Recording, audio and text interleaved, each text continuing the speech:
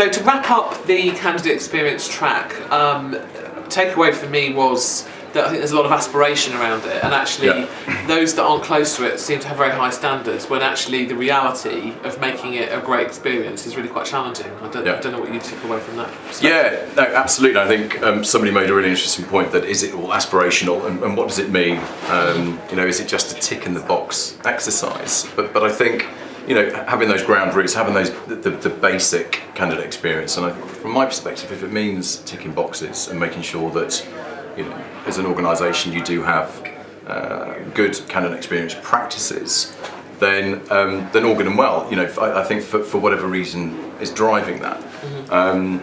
Is it aspirational? I think in many cases a lot of companies that participated or that we spoke to last year about participating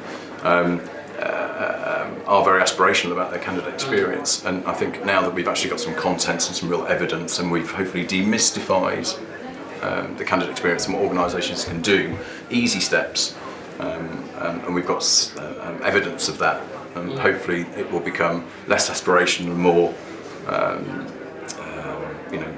more the reality. More than reality, absolutely. Yeah. And how close are we to having some kind of benchmark for what good looks like? Because I think that's something that's very attractive about getting involved in something like the CANDEs. You start to understand what good is. Well, we do have benchmark, an actual benchmark of what candidate experience looks like. That's broken down into 5 very distinct areas. So organisations can now look at what the aggregate companies in the UK do and what the aggregate companies in North America do that participated, and they can benchmark their specific their results, what their candidates, what they said about their experience versus what their candidates said, and they can evidence against what the aggregates group do.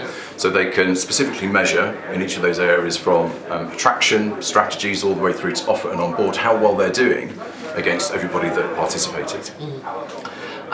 And I think the other 2 takeaways for me, one, that every candidate is a potential customer, and all the winners of distinction were talking about a fairly high touch process, where they really were caring for that candidate throughout. And I felt that was a strong message across the board, and what we touched on was how do you industrialise that, and also how long are they a candidate for. So in your mind, when do you stop being a candidate? I think interestingly, some of the great outputs were that you never stop being a candidate, and I think as Sally from Avanade referred to, that we are all passive candidates. And I think looking back to one of the reasons why they were selected as a distinction winner is they were very clear about the finish line, that when the candidate is hired, that they still remain a candidate, and what they do, that high touch doesn't stop when the responsibility is handed over to HR.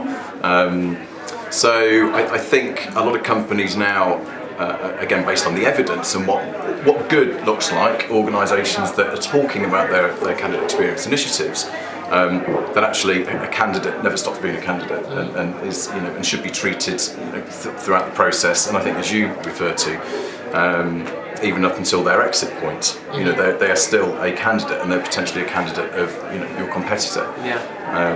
So I think there were some really interesting takeaways.